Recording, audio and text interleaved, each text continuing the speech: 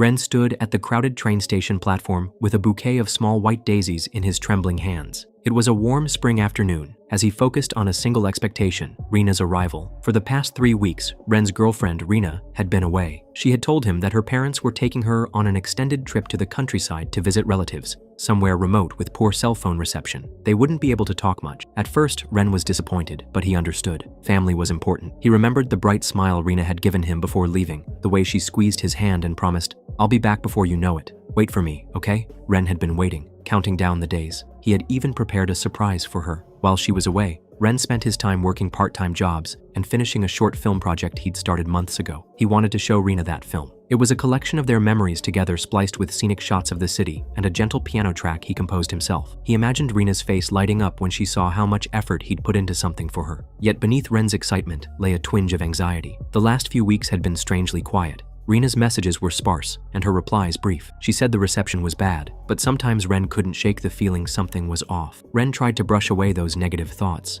Rena loved him, and he loved her. Sure, she could be a bit distant at times. She rarely invited him to her house, and he hadn't met her parents properly yet, but he figured she was just a private person. Ren himself lived a modest life, renting a tiny room in a boarding house without any nearby family. His mother had passed away when he was small, and his father, well, that was a chapter he had closed long ago. So here he was, heart pounding with anticipation, scanning every face exiting the train. The 5 o'clock express from Kyoto rolled to a stop, and passengers began to disembark. Ren craned his neck, daisies clutched in sweaty palms, and then, there she was. He spotted Rena's familiar silhouette stepping through the train doors. Ren's face brightened. He stepped forward, raising the bouquet slightly, ready to call out her name with joy. But Rena didn't notice him. In fact, she wasn't looking around for him at all. Instead, she laughed at something and turned to her side. Ren's smile froze mid-formation as he saw another figure emerging right behind her, a young man, tall and well-dressed, carrying both his and Rena's luggage. The man said something to Rena that made her giggle, and then, to Ren's shock,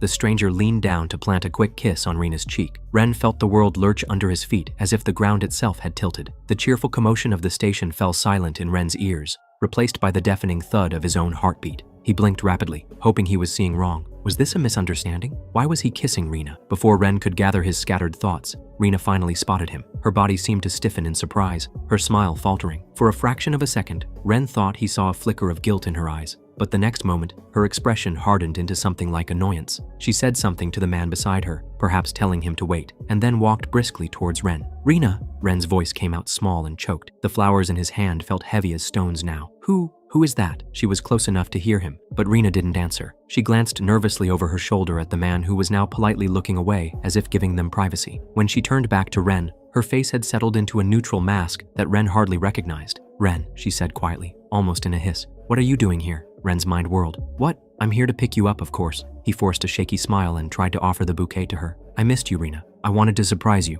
She cut him off with a sharp gesture, eyeing the flowers as though they were an inconvenience. "You shouldn't have come.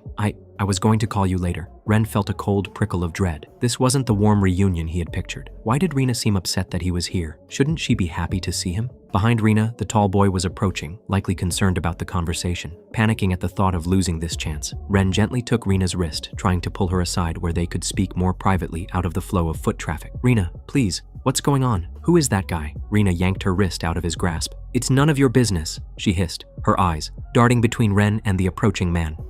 Just go home, Ren. I'll explain later." But Ren's heart was in freefall. "Are you seeing him?" he whispered, pain and disbelief warring in his voice. "Rena, just tell me. I deserve to know." Rena's eyes flashed with irritation. Perhaps she realized there was no easy way out. The truth was written plainly in her silence and in the way the other man hovered protectively a few steps behind. With a frustrated sigh, Rena finally responded, her words like icy needles. "Fine. Yes, Ren. I am. With him. His name is Sho. We spent time together during the break. Spent time together." The vague phrasing did nothing to soften the blow. His hands went limp, the bouquet slipping from his fingers and landing on the station floor. Rena glanced at the fallen flowers and back at Ren. Her face was a mixture of impatience and discomfort. "I'm sorry," she said, without a shred of warmth in her voice. "It just happened, okay? I didn't plan it." Behind her, the man, Sho, stepped forward and placed a hand gently on Rena's shoulder. Ren noticed Sho eyeing him, not with anger, but with a sort of pity or awkwardness, as if Ren were a stranger intruding on a private moment. It made Ren's blood burn with humiliation. "Is everything okay, Rena?" Sho asked, his tone concerned. Rena nodded quickly. "Yes, let's just go," she mumbled. turning away from Ren as though he were nothing more than a bothersome acquaintance. Ren reached out, desperation taking hold. "Rina, wait," he pleaded, voice cracking. Sho moved slightly, positioning himself between Rina and Ren, not aggressively, but firmly. "I think it's better if you don't cause a scene," Sho said to Ren quietly, raising his free hand in a pacifying gesture. Cause a scene? Ren looked around and realized a few people were beginning to watch. Commuters slowed in their steps, curious glances thrown at what must appear to be a lover's quarrel. His cheeks burned with shame. He hadn't meant to cause a spectacle. He just wanted to understand why the girl he loved was leaving with someone else. Rina tugged Sho's arm. "Let's go," she repeated, her voice low but urgent. Without another word, or even a farewell glance at Ren, she hurried away with Sho by her side. Ren stood rooted to the spot, his arms still outstretched in a futile plea. He felt numb. Everything around him seemed to blur. All that remained clear was the sight of Rina's retreating figure, entwined with another, walking away from him. That night, Ren couldn't sleep. He lay on his thin futon in his cramped one-room apartment, eyes wide open, replaying the scene at the station over and over in his mind. He checked his phone for the 100th time, opening the chat with Rina. The last messages were from a few days ago, him asking if her trip was going well, and her replying briefly that she was busy and would talk later. How cold those messages seemed now. Ren typed out several drafts. "Rina, I'm so confused. Can we talk? Why? Was it something I did? I miss you." He deleted each one. He didn't want to sound desperate, though that's exactly how he felt. Desperate for answers, for some reassurance that their love had been real. As dawn's light crept through the thin curtains, Ren finally drifted into a restless sleep, tears drying on his cheeks. The next day, a Saturday, Ren couldn't stay still. His thoughts were a storm he couldn't calm. He needed to talk to Rina properly, to hear from her own lips why she did this. Ren decided he had to seek her out. He remembered that Rina often spent her Saturdays at the library of her university campus to catch up on studies. Even though they attended different colleges in Tokyo, the train ride between them wasn't too long. In the past, he had occasionally met her after her library time to grab dinner. Today, he would go there and wait if he had to. With a resolve fueled by heartache, Ren left his apartment. He arrived at Rina's university by late afternoon. Students strolled in and out of the campus gates, laughing with friends or hurrying to club activities. Ren felt out of place among them, his mind solely focused on finding one person. He made his way to the familiar library courtyard. There, under a large ginkgo tree, was a stone bench, Rina's favorite spot to sit and read. Sure enough, he saw her there. For a moment, he felt relief flood him. She was alone, reading a book, looking as calm and lovely as ever. It was almost like old times, and he could pretend nothing had changed. But as he approached, each step felt heavier. Ren's heart thundered in his chest. He stopped a few paces away, gathering his courage. "Rina," he called softly. Rina looked up from her book, and her expression immediately tensed. She obviously hadn't expected to see him. "Ren," she said flatly, marking her place in the book with a finger. "Why are you here?" Ren swallowed, his throat dry. The last time they'd seen each other, it had ended in disaster. But here, away from prying eyes, maybe they could talk honestly. "We need to talk," he managed to say, voice strained. "Please, I need to understand what happened." Rina exhaled slowly, closing her book. "There's nothing to talk about," she replied, her tone guarded. Ren stepped closer, but he kept a respectful distance. He didn't want to scare her or seem aggressive. "Nothing to talk about?" he repeated, hurt creeping into his voice. "Rina, you were my girlfriend for a year, and then I find out, just like that you're with someone else? Why? I think I deserve at least an explanation. Was it something I did? Did I hurt you or neglect you somehow?" Rina stood from the bench, slinging her handbag over her shoulder. She seemed uncomfortable, glancing around to ensure no one was overhearing. "Keep your voice down," she muttered. "I don't want to make a scene here." Ren felt frustration bubbling up. "A scene?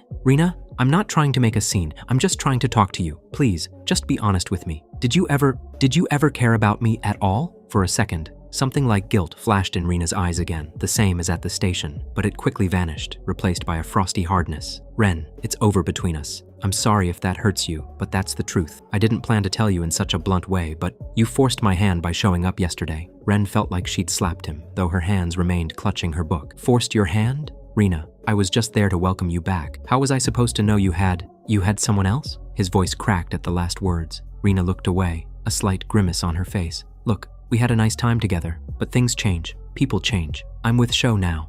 His family is close to mine. We met during the vacation, and we clicked. He can provide things that you can't." Ren's stomach churned. "Provide things?" She rolled her eyes, as if it should be obvious. "Ren, don't make me spell it out. You live in a tiny one-room apartment. You're always working odd jobs. You could barely afford to take me out to decent places." Her words were quiet, but each one was like a dagger. "It's not all about money, but it's a part of it. With Sho, I don't have to worry about any of that. We stayed at a seaside resort, ate at fine restaurants. He comes from a good family. My parents like him. They never really approved of me dating you, you know." Ren's hands clenched at his sides. He felt a rush of anger and humiliation. "You never even gave me a chance," he whispered. "You knew my situation. I'm sorry I'm not rich, Rena. I would have done anything to make you happy. I worked so hard. I was even working on that film and took those jobs partly so I could save up for us." His voice rose despite himself, and a couple of passing students glanced over. Rena tensed and stepped back. "Don't cause a scene," she warned under her breath. "I get that you're upset, but this is exactly the kind of drama I wanted to avoid." Ren took a deep breath, trying to steady himself. His vision blurred with tears he refused to shed in front of her. "Avoiding drama? By cheating on me and not even telling me?" he said bitterly, but quiet enough that only she could hear. "Did I mean that little to you?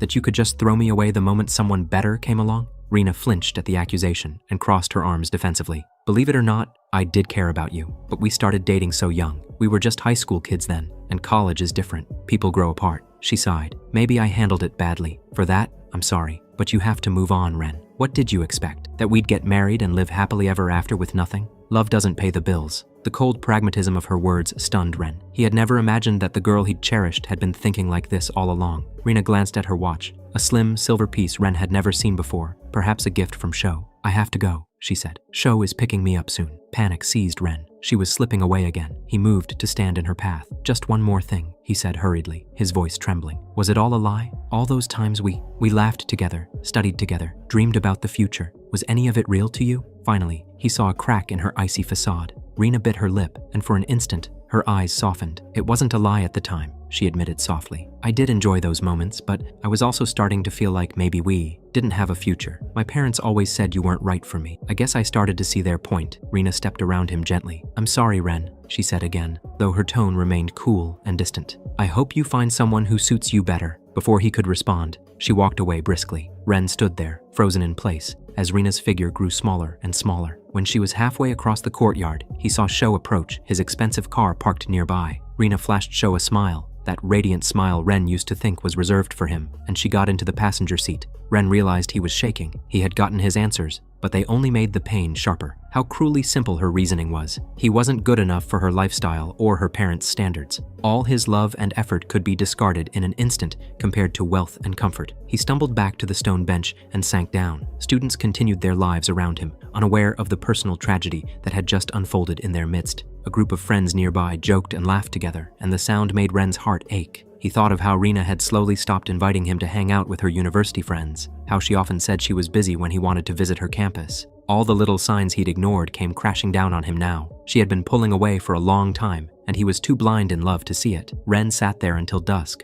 wallowing in sorrow. Eventually, a security guard began locking up areas of the campus and politely told Hum to leave. With nowhere else to go, Ren found himself wandering through the city in a haze. He passed by a gourmet restaurant where couples inside clinked wine glasses. He passed an arcade where excited teens shouted over a rhythm game. He passed a park where he and Rena used to stroll on dates under the lantern light. Every corner of the city seemed to hold a memory of her, of them, now tainted and painful. By the time Ren returned to his apartment, it was late and he was beyond exhausted. He dropped onto his futon, drained of tears, and feeling emptier than ever. On the tiny table lay the external hard drive containing the short film he had made for Rena. With a bitter taste in his mouth, Ren picked it up and almost threw it against the wall in anger, but he stopped. Instead, he put it away in a drawer, out of sight. Days passed. Ren skipped classes. He couldn't concentrate on lectures or assignments. He ignored everything except his part-time jobs, which he still dragged himself to, only because failing to show up would mean not being able to pay rent. He delivered newspapers at dawn like a sleepwalker. In the evenings, he washed dishes at a local diner, scrubbing plates until his fingers were raw,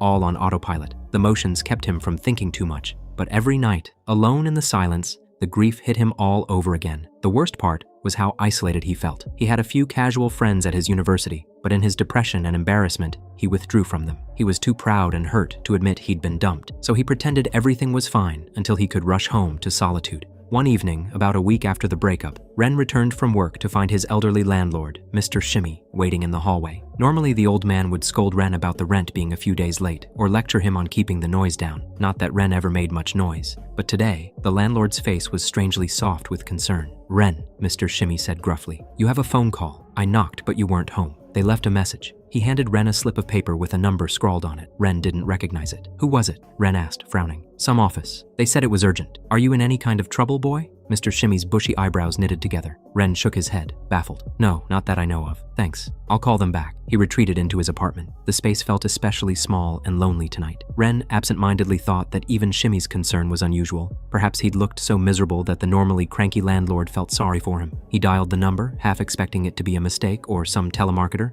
It was past business hours, but someone picked up immediately. Hello, this is the law office of Ken and Partners. A brisk female voice answered. Law office? Ren's heart skipped. I'm returning a call. My landlord said someone from this number tried to reach me. My name is Ren Takaro. There was a pause. Then the woman's tone changed subtly, as if she recognized the name. Ah, Ren-sama. Yes, please hold. I'll get Mr. Ken for you right away. Ren-sama? Ren was taken aback by the honorific. And what would a lawyer want with him? A deep male voice came on the line. Ren Takaro? Yes, speaking, Ren said, nerves creeping in. My name is Ken. I'm terribly sorry to inform you about your father. Kazuki Takaro passed away 2 days ago. Ren's breath caught in his throat. He almost dropped the phone. For a moment, he wasn't sure he'd heard right. His father? Passed away? The words sounded distant, like they were meant for someone else. Sir? Prompted the lawyer gently when Ren didn't respond. I'm here, Ren managed. He pressed his free hand against his temple. A dull throb started there. What happened? Mr. Takaro had a sudden cardiac arrest. It was quite unexpected. The news has just broken today in the media,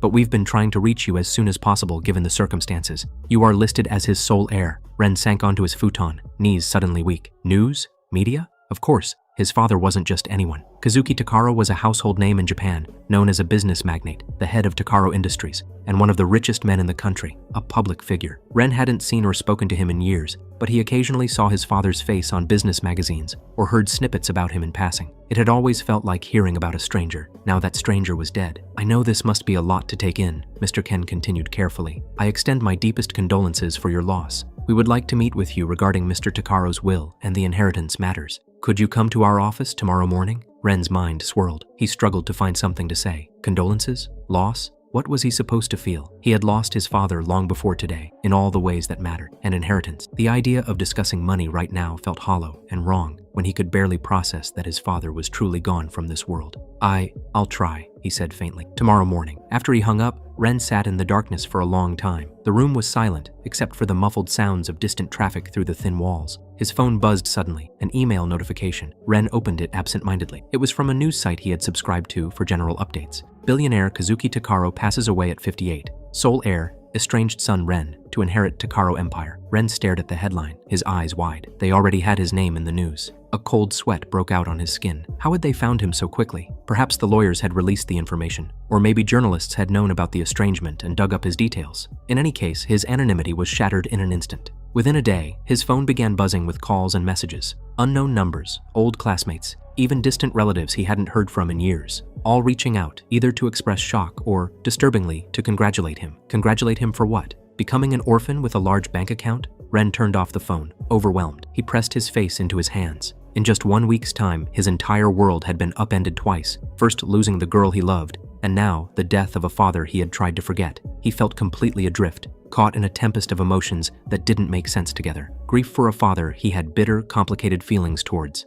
Anger and hurt from Rina's betrayal, fear and confusion about the sudden wealth and attention thrust upon him. Ren shut off his phone entirely. He crawled onto his futon, curling up on his side. He wished desperately that when he opened his eyes, he would be back to a time when life was simple, when he was just a regular student with a loving girlfriend and a part-time job. But morning arrived. Indifferent to Ren's silent plea, he forced himself up with the sunrise, exhausted and numb. Remembering his promise to meet the lawyer, Ren dressed in the clothes he had. He certainly didn't own a suit appropriate for meeting high-powered attorneys of the rich. Stepping outside, Ren immediately noticed changes. A newspaper left at his door bore the headline about his father. Thankfully, there were no reporters at the boarding house yet, but he felt paranoid eyes on him as he walked to the train station. Perhaps it was just his imagination, or maybe people really did recognize him from a photo circulating online. He kept his head down. At the entrance of the law firm's building, he wasn't so lucky. A small gaggle of press members had gathered outside, cameras and microphones at the ready. They must have guessed he would be coming for the will reading. The moment they spotted him, they swarmed. There he is, Ren Takaro-san. Ren-san, how does it feel to become one of the richest young men in Japan overnight? Is it true you were estranged from your father? Why did you leave home? Questions flew at him from all directions. Ren froze like a deer in headlights, the flashing camera lights disorienting him. He wasn't used to any of this. Public attention, intrusive questions, the word richest associated with him. It didn't feel real. He bowed his head and managed to stammer, I have no comments. Please, I just want to live a normal life. This was too much. He didn't want to be rude, but he needed to escape. With that, Ren pushed through the throng, keeping his eyes averted from the cameras. Security guards at the building's entrance stepped in to hold the journalists back as Ren fled into the lobby. An assistant from the law firm greeted him and guided him upstairs to a conference room. There, Mr. Ken, an older man with salt and pepper hair and kind, astute eyes, welcomed Ren with a firm handshake. "Thank you for coming, Ren." Ren nodded mutely and sat down at the long table. He noticed a large manila envelope laid out in front of the lawyer, as well as a few official-looking documents. "We will keep this as straightforward as possible," Mr. Ken said gently. "I know this is a difficult time. First, let me say again my condolences. I was your father's attorney for 15 years. He spoke of you often." Ren's eyes widened in surprise. He did? He couldn't help but ask. It was hard to imagine his father talking about him at all, considering they hadn't spoken since Ren was 17. Mr. Ken offered a small smile. "Yes, he always kept tabs on how you were doing, through one means or another. I believe he truly cared for you, in his own way." Ren remained silent, not trusting himself to respond. "As you may already know from the media, you are the sole heir," Mr. Ken continued, opening a folder. "Your father's estate, assets, and the 51% controlling shares of Takaro Industries all pass to you. There are also properties, investments, etc., which our firm can help you catalog. There is no dispute, as you are the only direct family. Your father prepared a will shortly after your 18th birthday, and it's been updated regularly for any changes in assets but never in beneficiaries. It has always been you." Ren listened, still in a state of disbelief. The numbers being mentioned, the scope of assets. It was staggering. Bank accounts that held amounts he could hardly fathom. He thought of his tiny apartment and the constant worry of making rent. It felt ironic and unfair. He could buy the entire building he lived in 100 times over and not dent his resources. Yet just last week, his landlord was yelling at him for being late with payment. "Is there anything specific my father left? Like a message or?" Ren asked hesitantly. Part of him hoped, irrationally, that perhaps his father had left a letter explaining things, apologizing maybe, or offering words of fatherly advice he never gave in life. Mr. Ken's expression softened. "There is, actually." He slid the manila envelope towards Ren. "Your father wrote a personal letter to you. He instructed me to give it to you along with the will. I haven't read it. It's your private correspondence." Ren's fingers trembled as he took the envelope. It felt heavy despite its slimness. He debated opening it right there, but suddenly felt afraid of the emotions it might stir. "Thank you," he said quietly, deciding to read it when he was alone and ready. The lawyer nodded in understanding and continued. "Now, about the business. The board of Takaro Industries will convene next week. They'll want to know your intentions. If you wish, you can assume the chairmanship as your father's successor. If not, they will likely appoint an interim chair or manage collectively until you decide. There is also the matter of your father's philanthropic foundations, ongoing projects, and," he coughed lightly, "personal arrangements." "Personal arrangements?" Ren repeated, not sure what that meant. Mr. Ken tapped a smaller document. "Your father had long-standing connections with the Watanabe family. I believe their daughter Mayu was a childhood friend of yours?" Ren's eyes widened at the name from long ago. Mayu Watanabe. He vaguely recalled a cheerful little girl with pigtails laughing as they played tag in a vast garden. They used to meet occasionally at formal gatherings or when their parents arranged playdates. Yes, I remember Mayu," Ren said. "What about her?" "Well," the lawyer continued delicately, "it seems your father and her parents had hopes that the two of you might reconnect, perhaps even consider marriage in the future. There was an informal agreement, though nothing legally binding, of course. I understand. If this is quite unexpected." Ren felt his face flush. "Marriage? Out of nowhere?" He fidgeted in his seat. I haven't even seen her in years, and I'm certainly not in any position to think about marriage." His voice wavered as Rina's face flickered in his mind, the wound still raw. Of course," Mr. Ken said reassuringly. "There's no pressure. I only mention it because the Watanabe family reached out. They expressed their support and said Mayu would be happy to see you again whenever you're ready. Your father cared a great deal for her as well. He thought of her like a daughter he never had. But this is entirely up to you. I can provide you their contact details if and when you want them." Ren swallowed, trying to process yet another unexpected turn. He had gone from being nearly alone in the world to having not only a fortune thrust on him, but even a would-be fiancé waiting in the wings. It was absurd. It felt like someone else's life, not his. "I appreciate you telling me," Ren replied, trying to be polite despite his inner turmoil. "But at this moment, I don't think I can deal with that. Please extend my thanks to the Watanabes and Mayu, but I need some time." "Certainly," Mr. Ken said. "Take all the time you need. Our firm will handle the immediate matters of the estate. We'll transfer liquid assets into accounts for you." I don't need them right now," Ren interjected, surprising the lawyer. You can transfer whatever, but I don't plan on using any of it." The lawyer paused, then nodded slowly. "Very well. It is your money, and you can choose to do with it as you wish. Many heirs in your position might hire financial advisors or managers, but if you aren't making any changes, things can remain in stasis for a while." Mr. Ken gave a kind smile. "Life may not be completely normal given these circumstances, but I see your point. If you need any advice or help managing affairs, you have my card. And again, I'm sorry for everything you've been through this week. Please take care of yourself, Ren. Ren stood and bowed respectfully. Thank you, Ken-san. I will. And thank you for the letter. He patted the envelope containing his father's final words. Walking out of the law office an hour later, Ren braced himself for the media gauntlet again. They were still outside, waiting eagerly. This time, security escorted him to a taxi around the corner while holding off the crowd. As the taxi pulled away, Ren let out a breath he didn't realize he'd been holding. The driver glanced at him in the rearview mirror with a curious expression, no doubt recognizing the young man's face from the news. Ren felt self-conscious, but at least the driver didn't prod him with questions. Arriving at his usual stop, as he approached the entrance of his apartment building, the door swung open. Mr. Shimmy, the landlord, was standing there, as if he had been waiting. The old man gave an exaggerated bow, nearly a full 90 degrees, and smiled widely, a stark contrast to his usual grouchy demeanor. Welcome back, Ren-sama, he said, voice ingratiating. How was your outing? I trust everything went well? Ren paused, momentarily taken aback. Ren-sama? The honorific felt uncomfortable. This was the same landlord who last month had threatened to throw Ren's belongings out if he didn't pay rent promptly. I'm fine, thank you, Ren replied cautiously. Mr. Shimmy scurried forward. Here, let me get the door for you. Oh, and if you need anything at all, please just let me know. I value you as a tenant, of course. In fact, I was thinking of upgrading the lock on your unit. No extra charge. Security is important, yes? Maybe a fresh coat of paint for the room too? I want to ensure you're comfortable. The old man's eyes darted to the envelope in Ren's hand and the formal documents tucked under his arm, as if confirming for himself that Ren truly was the heir depicted on TV. Ren felt a flush of discomfort. That's very kind, but unnecessary, he muttered, stepping past the landlord to the stairs.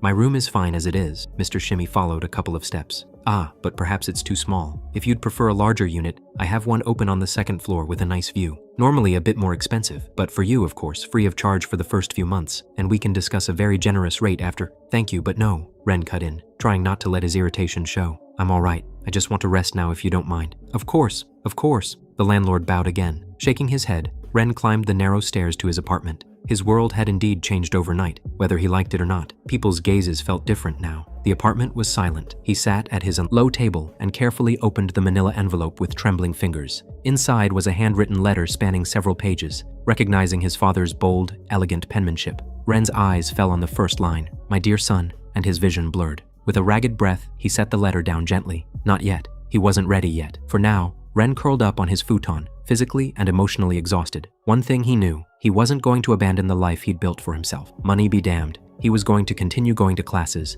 doing his jobs, living in this tiny apartment. It was partly stubbornness, partly a need to prove that he wasn't beholden to his father, even in death. Ren did his best to maintain a low profile over the next few days. He returned to classes, slipping into lecture halls early and leaving right when the bell rang to avoid curious classmates. Whispers followed him anyway. News had spread among the students about his windfall. Some acquaintances he barely knew approached with exaggerated friendliness, while others kept their distance, unsure how to act around the rich kid who used to be one of them. It was disconcerting, but Ren tried to focus on his studies and routine as a distraction from the emotional whirlwind. At his part-time job at the diner, the manager, who used to berate him for every minor mistake, now treated him with kid gloves.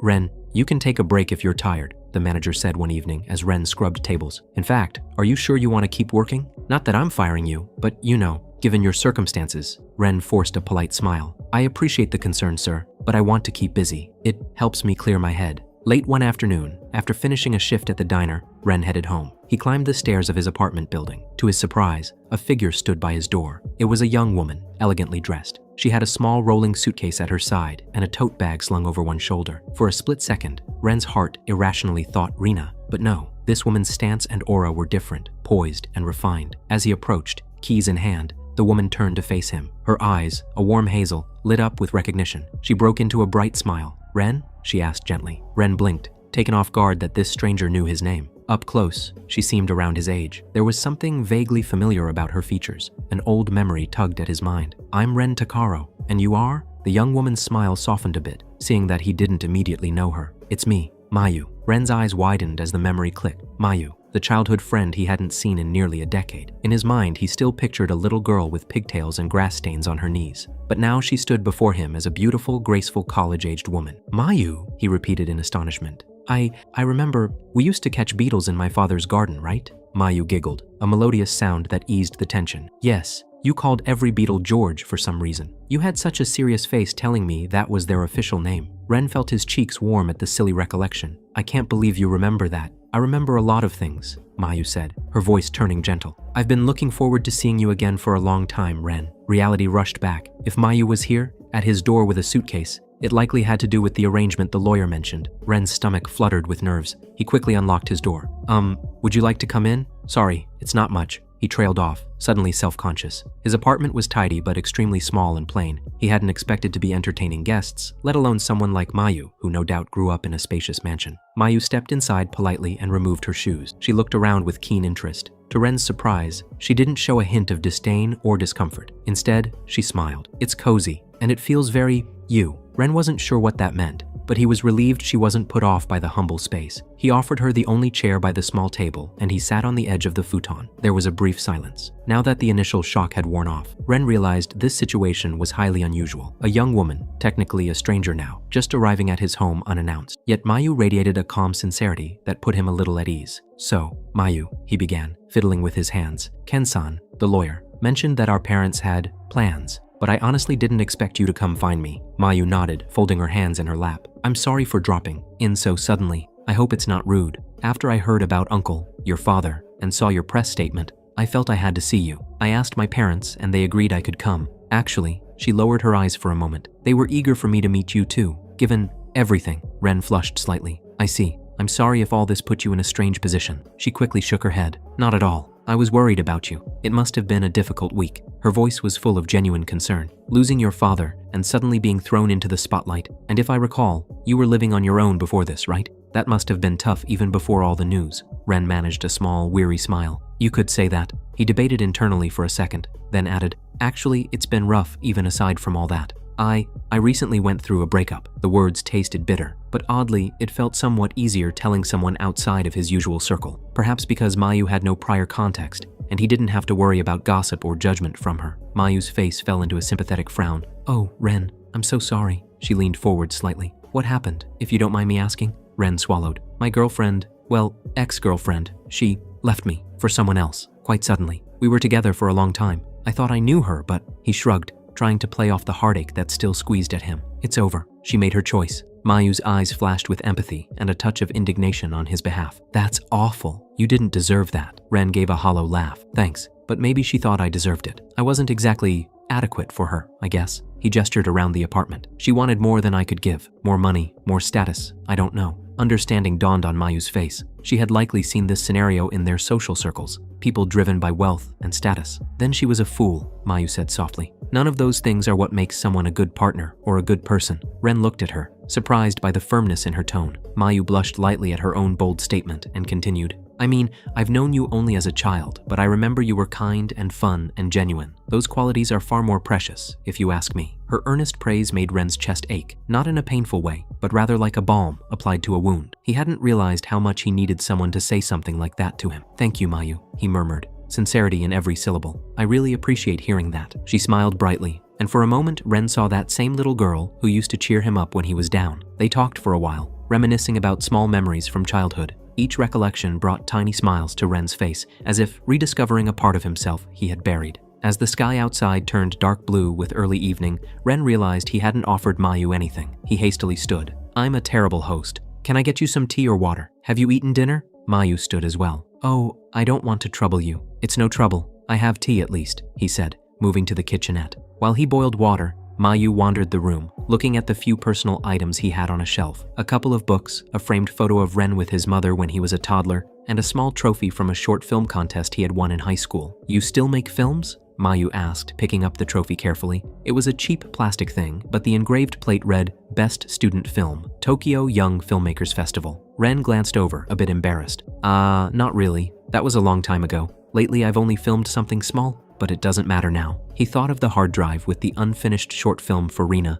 still sitting in his drawer. Mayu set the trophy down gently. I remember you running around with a camcorder at my parents' garden party, bossing the other kids to act in your mystery movie. She giggled. You were very serious about it. He chuckled, recalling the cringeworthy memory of little him shouting action while kids in fancy clothes pretended to be detectives and thieves among the rose bushes. I'm surprised you remember that too. Honestly, I haven't had much time for those hobbies. Been busy trying to survive. Mayu's expression grew soft. Ren, I'm sorry you had to struggle. I wish we hadn't lost touch. Maybe I could have been there for you somehow. Ren poured 2 cups of green tea and brought them to the table. As they sipped tea, Mayu finally broached the delicate topic that hung in the air. Ren, I know you must think I'm here only because of what our parents wanted. And it's true that my parents always hoped maybe we'd end up together, as did your father. But, she looked up earnestly, that's not the only reason I'm here now. Ren met her gaze. Because I wanted to be, she said simply. I heard about everything and I just couldn't stay away. I needed to see with my own eyes that you were all right.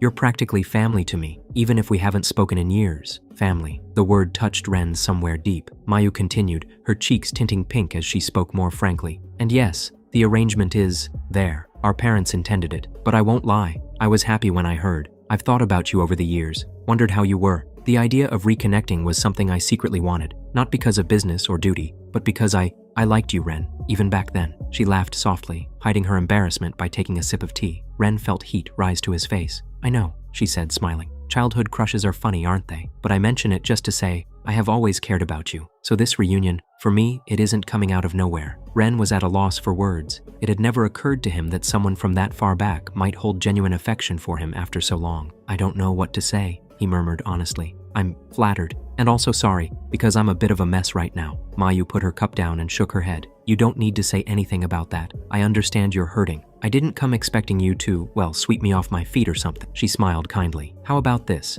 Let's just start as friends, like we used to be. We have a lot to catch up on. And if it's okay with you, I'd like to stay nearby to support you for a little while. Ren glanced at her suitcase. You mean, stay here? In this rent place? Yes, Mayu confirmed. Originally, my parents suggested I invite you to stay at our house or get you a fancy condo, but I knew you wouldn't like that. I heard your press statement, and I know you're trying to live normally. She looked around the small room. I'm fine with this place, if you'll have me, or if it's too awkward. I can rent a unit in the building, perhaps that spare one the landlord mentioned, but I'd prefer not to be far. I just feel you shouldn't be alone right now. Ren's mind spun. He pictured the gossip if people learned a girl moved in with him, but then again, the only people who might judge him were those who already whispered behind his back about his newfound wealth. His personal life had become an open secret anyway, and he had to admit, after countless nights of crushing loneliness, the thought of having someone around, someone who genuinely cared, was immensely appealing. Yet, he didn't want her to make such a sacrifice of comfort. Mayu, you're used to a big house and all. I can't let you squeeze into this one room. The bed is a futon on the floor. There's not even space. Mayu waved her hand dismissively. I don't need much space. I can sleep on a futon too. I already asked my family's driver to bring another set over if needed. He's waiting outside, by the way, just in case you said yes or if I needed a ride to a hotel. She blushed again. I was optimistic you wouldn't kick me out. Ren was slightly flabbergasted by how far she'd planned this. She really was determined. He ran a hand through his hair, a habit when he was nervous. You're serious? As serious as when you insisted every Beatle was named George, she replied with a playful grin. That made Ren laugh. It was a small laugh, but real. He realized it was the first genuine laugh that had escaped him since his world fell apart. In that moment, he felt something loosen in his chest, a tight knot of sorrow and loneliness easing just a little. Finally, he nodded. Okay, if your parents are fine with it, and if you truly don't mind, you can stay here. Mayu beamed, relief and happiness evident on her face. She stood and gave a slight bow, half teasing, half sincere. Thank you for having me, Ren. I promise I'll do my best not to intrude. Think of me as your roommate. Ren stood as well and, feeling a surge of gratitude, bowed in return. Thank you, Mayu.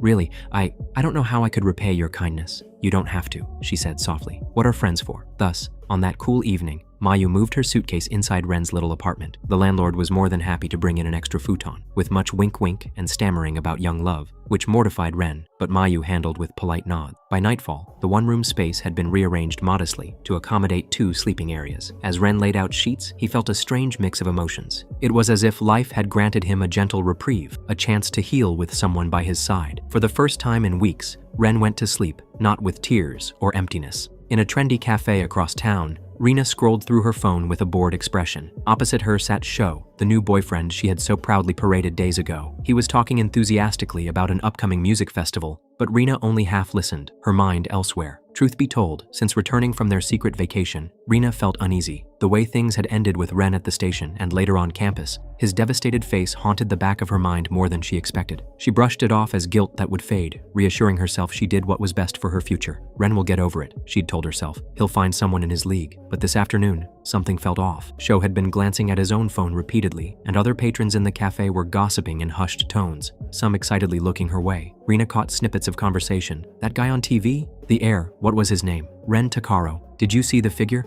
Over $1 billion. So young and quite good looking in that photo. At the mention of Ren's name, Rena's chest tightened. Heir, $1 billion? Surely she misheard. It's probably some different Ren. Curiosity and a strange dread compelled her to unlock her phone and search the news. It didn't take long for the headlines to flash on the screen. Billionaire's only son inherits fortune. Ren Takaro, 20, to become the youngest billionaire in Japan. Rena felt the blood drain from her face. She hurriedly clicked the article, eyes racing over the details. Ren's estranged father was Kazuki Takaro. Rena knew that name. Anyone who read business or celebrity news did. The CEO of Takaro Industries, a titan of finance. She had heard he had a son who left home, but never in her wildest dreams connected her Ren to that family. Ren had never spoken of his father in detail, and Rena assumed he was just from a simple broken home like many. Her hands trembled as she read about the massive inheritance, the media frenzy, and Ren's brief comment about living a normal life. There was even a photo attached of Ren ducking through reporters, looking uncomfortable and troubled. "Rena? Hey Rena," Sho's voice cut into her shocked silence. "Are you okay? You look pale." Rena slowly lowered her phone, heart pounding. Ren Takaro," she muttered. Sho gave a half smile. "Oh yeah, that news is crazy, right? I was just reading about it. You went to high school with that guy, didn't you? I remember you mentioned a Ren before." Rena's eyes snapped to Sho. "I didn't just go to high school with him, Sho," she said, voice rising. A couple at the next table glanced over curiously. He is my ex-boyfriend." Sho blinked in surprise, then frowned. "Ex? You mean the guy you were dating before me? That was him? The heir guy?" Rena nodded stiffly, her mind racing. How could this be happening? Ren, wealthy. It was as if the universe was playing a cruel joke on her. Sho leaned back, trying to process. "Wow, and here I thought he was some nobody. You always avoided talking about him." There was a hint of discomfort in his tone, perhaps at the realization that Rena had left someone who turned out to be very rich for him. Rena's emotions swung wildly from disbelief to envy to blinding regret. She had thrown away Ren like an old toy, thinking he had nothing to offer her future. And now, he held more wealth than she could imagine. The lifestyle she craved, the security, the status. It was all within his grasp. Her grip tightened on her phone. Images from the past year flooded her mind. The times Ren had sacrificed sleep and money to buy her nice dinners on special occasions, the small gifts that he saved up for, the earnest promises that he would work hard to make a good life for them. She had dismissed those gestures as inadequate compared to what someone like Sho could do. And now, she realized painfully that Ren could have given her everything she dreamed of, if only she had been patient and loyal. "Rena, hey," Sho said more gently, reaching across the table to touch her hand. "I get that this is a shock, but you didn't know, right? You can't blame yourself." She snatched her hand away, a mixture of anger and panic flaring in her eyes. "Shut up, Sho." He looked taken aback. "What?" Rena felt a surge of irrational rage at him. You knew who he was, didn't you?" It was a baseless accusation, but she needed someone to blame. "You or someone could have known and never told me." Sho raised his palms. "How would I know? I only knew you had a boyfriend, not his life story." "Rena, calm down." "Calm down? Do you realize what I've done?" she hissed. "I left him. I humiliated him. And now," her voice choked off. She wanted to scream. Rena stood abruptly, rattling the table. The coffee in her cup spilled over, but she didn't care. This is all because of you." Her eyes flashed dangerously, a mix of regret and bitterness twisting her features. "If you hadn't shown up, if you hadn't tempted me with all those fancy trips, I wouldn't have." She was practically shaking. Sho stood as well, face hardening. He was taller, but at the moment Rena's fury was intimidating. "Don't put this all on me, Rena. You made your choice. It's not my fault you didn't know who he was. And what, now you're sorry because of his money? That's shallow." The word hit like a slap. "Shallow?" Rena's voice rose to a near shout. People in the cafe were openly staring now. "How dare you? You think I'm shallow?" Sho realized his mistake and lowered his tone, putting his hands on her shoulders. "Rena, you're upset. Let's go outside and talk calmly, okay?" She shoved him away, eyes blazing with tears of frustration. "Don't touch me, you ruined everything. If it weren't for you, I'd still be with him and She couldn't even complete the thought, partly because deep down she knew the blame was not solely on Sho. Sho grit his teeth. "If it weren't for me, you'd be stuck with a guy you clearly didn't appreciate until now. You think he'll take you back just because he's rich? He loved you, yeah, but after how you treated him." A sharp crack cut through the tension. Rena's palm connected with Sho's cheek in a swift slap. A few onlookers gasped. Sho staggered, more in shock than pain, a red imprint blooming on his face. You, he growled under his breath, face contorted with humiliation and anger. Rena's chest heaved. She had never slapped anyone before, but the adrenaline coursing through her was uncontrollable. "We're done," she spat with venom. She reached into her purse, grabbed the little velvet box inside, the promise ring Sho had given her on their trip, studded with tiny diamonds. She ripped the ring out and hurled it at him. It bounced off his chest and clattered onto the floor. "I don't need your cheap little tokens. Get out of my sight, Sho." Sho looked at the ring on the ground and back at her, fury and hurt in his eyes. "Fine. Good luck, Rena. You'll need it." He turned on his heel and strode out of the cafe, scooping up the ring on his way and pocketing it with a bitter laugh. As the bell on the cafe door jingled behind him, Rena realized every eye in the place was on her. Face burning with a mix of anger and embarrassment, she grabbed her phone and bag and rushed out onto the street. Outside, the evening air hit her like a wall. That hadn't gone how she imagined. Rena took a few unsteady breaths. She had acted impulsively out of shock, but now her mind whirled with one clarity. She had to get Ren back. It wasn't just about the money, she told herself hastily. She missed him, or at least, missed the way he treated her. Ren had cared for her deeply, selflessly, and in his eyes, she had been his everything. She bit her lip. Would he even look at her now? The way she'd treated him. But then again, she knew Ren's weaknesses. He had always been forgiving to a fault, and he loved her. He might be heartbroken, but he wasn't the type to turn cruel. Rena's resolve hardened. She grabbed her phone and composed a simple text to Ren. Ren, I need to talk to you. Please, it's urgent. About something I couldn't tell you before. Can we meet? I'll come to your place tonight. She pressed send. Minutes ticked by with no answer. Impatience gnawed at her. Determined, Rena left her apartment and set out for Ren's place. The sun had set completely, the city aglow with neon signs and headlights. The train ride felt interminably long, her foot tapping anxiously. At last, she arrived at the narrow street of Ren's boarding house. It was quieter than she expected. At his door, she hesitated. Clearing her throat softly, Rena raised a hand and knocked gently. There was a muffled sound from inside, then footsteps. The door opened a crack, the chain still latched. Ren's face appeared, partly shadowed in the dim hallway light. Upon seeing her, his eyes widened in utter astonishment. Rena's heart twisted, seeing him up close again. He looked tired, thinner. Rena? Ren's voice was barely above a whisper. She made sure her eyes were glassy with unshed tears as she looked up at him. I'm sorry to drop by, but I had to see you. Inside, she could make out another figure moving. Was someone with him? Ren unlatched the chain and opened the door fully. He stood there. What are you doing here? Rena cast her eyes down, a tear slipping down her cheek on cue. Ren, I know I'm probably the last person you want to see, but please, can we talk? Just one last time. I have something I need to tell you. The truth. Ren looked overwhelmed. He ran a hand through his hair. It's late. I don't know if that's a good idea, Rena. She clasped her hands in front of her, as if in prayer. Please, just a few minutes. If you want me to leave after that, I will, and you'll never have to see me again. I promise. Ren's jaw tightened. He hesitated, then stepped aside. All right, a few minutes. Rena let out a shaky sigh of relief and stepped into the small apartment. She was preparing to launch into her rehearsed plea when she noticed something that made her freeze. A second pair of shoes, neatly set by the entrance.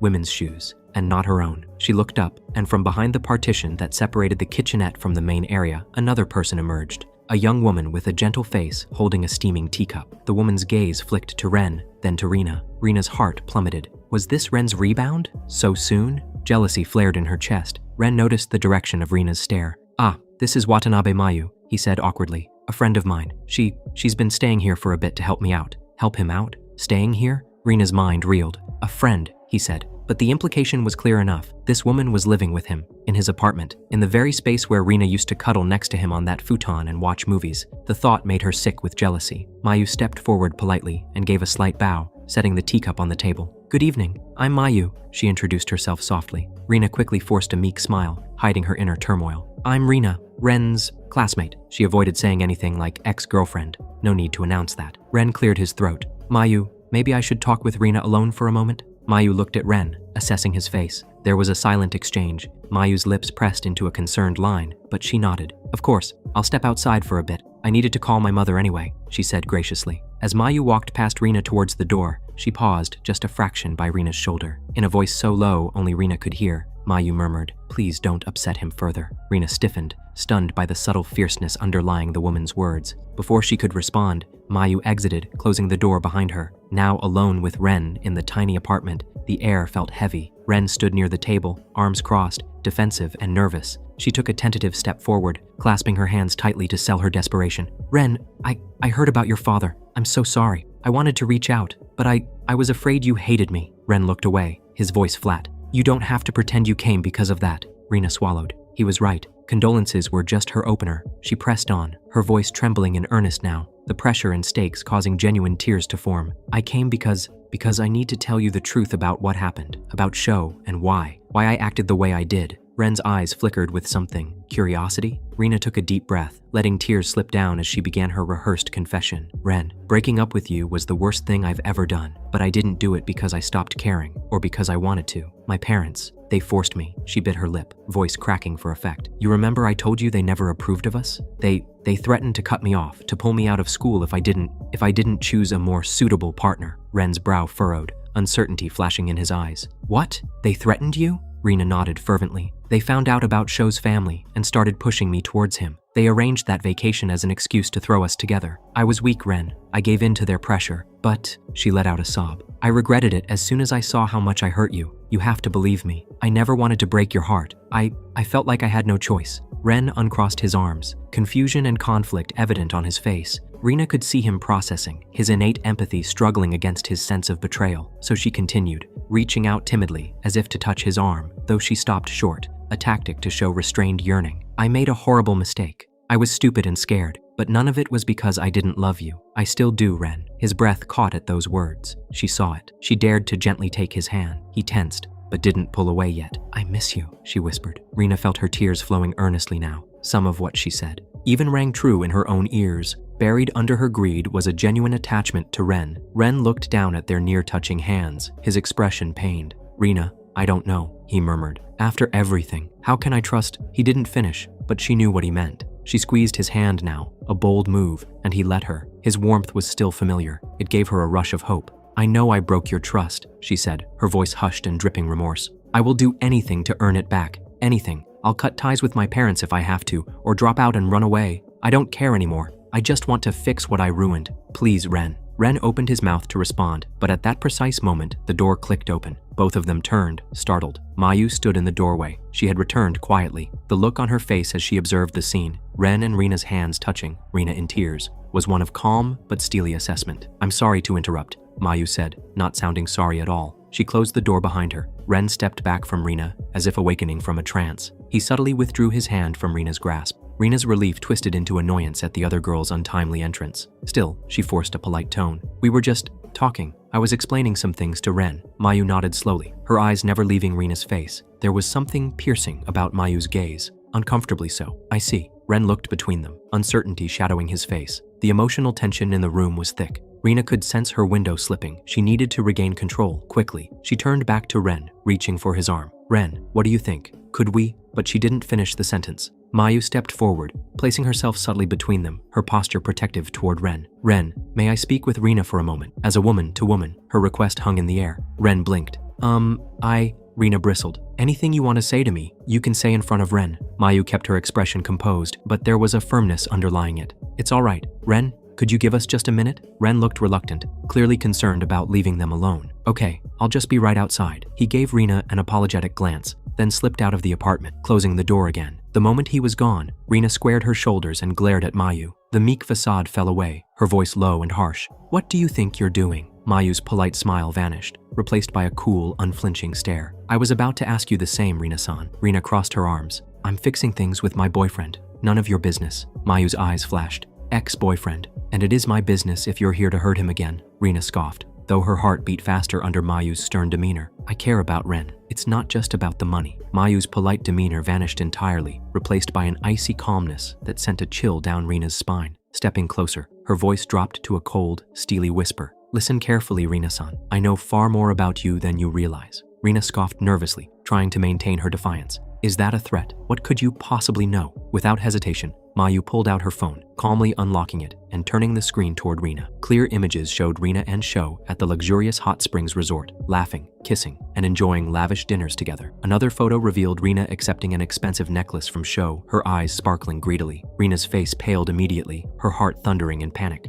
How did you? I have connections, Rena-san, Mayu stated softly, her gaze unblinking and ruthless. Rena swallowed, her pulse racing in panic. This proves nothing. He knows about Shou already. Mayu shook her head slowly, voice quietly sharp. Oh, but does he know about your messages? The ones where you explicitly discuss how pathetic Ren is, how bored you were, how easily you could manipulate him. Mayu scrolled again, showing screenshots of private messages exchanged with Shou, revealing Rena's cruel, dismissive words about Ren. Rena's face drained of all color, her heart hammering painfully in her chest. She stepped back involuntarily, fear evident in her wide eyes. Mayu tilted her head slightly, studying Rena's terrified expression. Actually, I could show him right now. Imagine how he'd react, knowing everything you said behind his back, how little you really thought of him. Rena stumbled backward, trembling. Her bravado evaporated completely. Before Rena could respond, the door opened and Ren stepped back inside, immediately sensing the heavy tension. Mayu instantly turned to Ren, her expression effortlessly shifting back to gentle warmth. "Oh, Ren, everything is fine. Rena-san and I were just talking. I was actually about to tell you something interesting about her trip with Sho, something she left out earlier." Rena's eyes widened in alarm. I should go. It's late," she blurted quickly, cutting Mayu off mid-sentence. Her voice was high, shaky. Mayu raised an eyebrow, letting a moment of silence stretch between them before nodding with a polite but knowing smile. "Of course, another time then." Ren nodded slowly, looking between them with a frown. "If you're sure." "Yes," Rena said hastily. She couldn't leave fast enough. "Thank you, Mayu-san." She turned and rushed to the door, but Mayu followed close behind. Without a word, she gently placed a hand on Rena's shoulder and guided her down the hallway. Only once they reached the quiet stairwell, out of Ren's earshot, did Mayu speak again, this time in a voice that was ice cold. "You got lucky tonight, Rena, but don't mistake that for mercy." Rena froze mid-step, her breath caught in her throat. Mayu leaned close, whispering near her ear. "You get one exit. Take it. If you ever try to crawl back into his life again, I will burn what little credibility you have left." Rena's hands trembled. She couldn't look back. She descended the rest of the stairs in silence, feeling Mayu's piercing gaze on her back until she disappeared into the night.